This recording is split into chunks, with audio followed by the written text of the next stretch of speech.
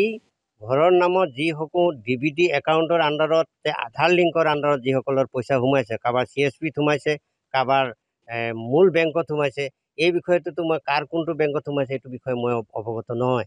আৰু তেওঁলোকে কোনোবাই বেংকত পইচা সম্পূৰ্ণ উঠাইছে নুঠাইছে, কি উঠাইছে, মই এইটোৰ বিষয়ে ময়ো এইটো জ্ঞাত নহয়।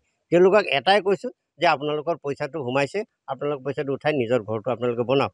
কিন্তু কোনোবাই ষড়যন্ত্ৰকাৰীয়ে মোৰ যোনটো আজি স্থান আছে, এই স্থানটোত তেওঁলোকে এই স্থানটোত এটা কলিমা সানি, ইয়াত এটা যে ক'লা দাগ এটা সানি, এই অঞ্চলৰ এই ইছলামপুৰ অঞ্চলৰ ৰাইজৰ কাৰণে যি কাম কৰি আছিলোঁ, আজি এই চৰকাৰ বা আমাৰ MP ডাঙৰীয়াৰ হৈ মোৰ যাতে এটা ইয়াত কলিমা সানিব পাৰে, ইয়াৰ বাবে এটা ষড়যন্ত্ৰকাৰী চক্ৰই মোক এইটো কৰিছে বুলি মই 100% মই এইটো আজি ক'ব পাৰোঁ। আৰু 2 নম্বৰ কথাটো হ'ল যে মোৰ ওপৰত যিটো তেওঁলোকে ব্লেম দিছে, মই ইয়াৰ কাৰণে মই আইনীভাৱে মই ব্যৱস্থা ল'ম বুলি মই প্ৰস্তুত হৈ আছোঁ। যিহেতুকে মোৰ আপোনালোকে জানে আজিকালিৰ ভিতৰতে মই নমিনেশ্যনটো দিম, মই বহুত ব্যস্ততা আছোঁ। আৰু আমাৰ এই অঞ্চলৰ যুৱনগৰ গাঁও পঞ্চায়তৰ অঞ্চলত বহুত হিতাধিকাৰী আছে, তেওঁলোকৰো সাক্ষাৎকাৰ আপোনালোকে লওক। অকল মই যে একেবাৰে মোৰ ক'লেই যে শুদ্ধ হৈ যাব এনেকুৱাও নহয়, তেওঁলোকৰো ল'ব। আৰু মই এই যুৱনগৰ পঞ্চায়তৰ কাৰণে অকল PMI ঘৰৰেই নহয়, অসম চৰকাৰৰ যিমানসমূহ আঁচনি আছে, যিমানসমূহ উন্নয়নমূলক ৰাস্তা ঘাটৰ পৰা লৈ স্কুল কলেজ, সম্পূৰ্ণ মই ষড়যন্ত্ৰৰ বলি হৈছোঁ। ইয়াত এটা চক্ৰই, কোনোবা এটা চক্ৰই মোক আঘাত কৰিব বিচাৰিছে। মই সম্পূৰ্ণ এটা ষড়যন্ত্ৰকাৰী ইয়াত মই সোমাই গৈছোঁ।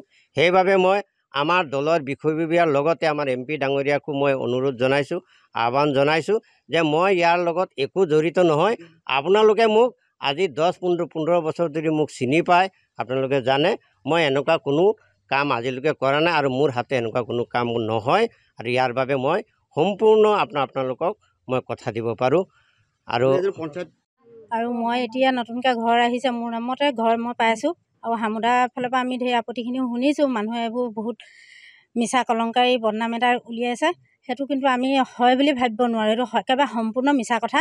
আৰু আমাক আজিলৈকে ইমানখিনি মানে কাৰ্যসূচী কামখিনি যিখিনি আমাক কৰিবলগীয়া, কি অৰুণোদয়, আজি বৃদ্ধ পেঞ্চন, সকলোখিনি দিশৰ পৰা আমাক আগবঢ়াই আছে। আৰু আজিলৈকে আমাক গাঁৱৰে তেখেত, তথাপিতো আমাক কোৱা নাই যে আজি খৰচৰ বাবদ 2 টকা দিব বা কৰিম কিবা এটা, এনেকৈ আমাৰ পৰা কোনোখিনি আপত্তি কৰা নাই, বিচৰা নাই। আৰু সেই অনুপাতে আমিও তেখেতক আজিলৈকে একো দিয়া নাই। আমি এতিয়া বৰ্তমান ঘৰৰ কাম কৰি আছোঁ, আমি তেখেতক একো আমি দিছি না, দুখীয়া মানুহ আমি, আমাৰ তেওঁ চোৱা নাই, খুজি নাচাইছে।